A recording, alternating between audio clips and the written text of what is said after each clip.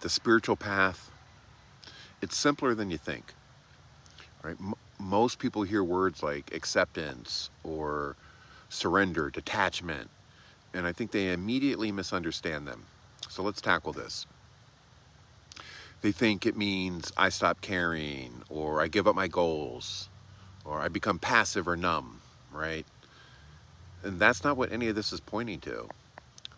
What it's really pointing to is not arguing with reality, right? An acceptance of reality.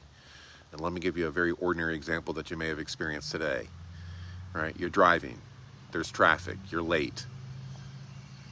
Notice what usually happens next, right? There's the situation, which is the traffic, the reality, and there's the commentary.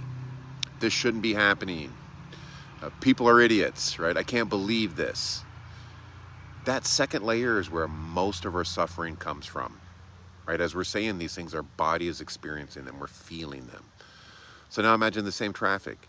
Nothing changes externally, right? Still there. But instead of fighting it internally, something softens. And you notice your shoulders drop. You take a breath and you realize this is what's happening right now.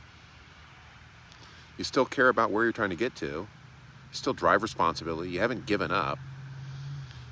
You've just stopped adding resistance. That's acceptance. Not liking it, not approving of it, just not fighting the fact that it's already here. It is what it is. What do we do with that?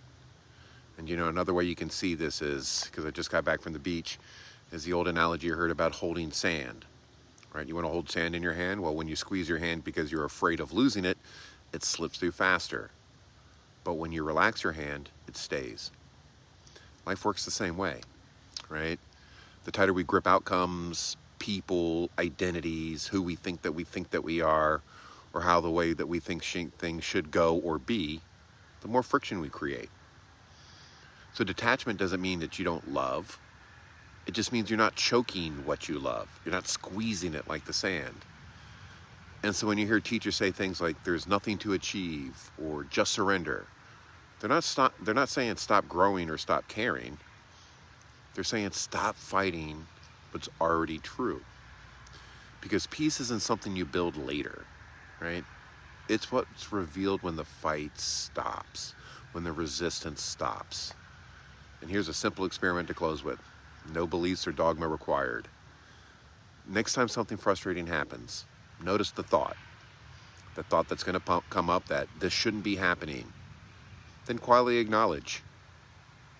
But it is. It is. It's what's happening here and right now. Not as a philosophy, just as a fact. And then notice what happens in your body when the argument drops, even briefly, even momentarily. That softening, that's the doorway.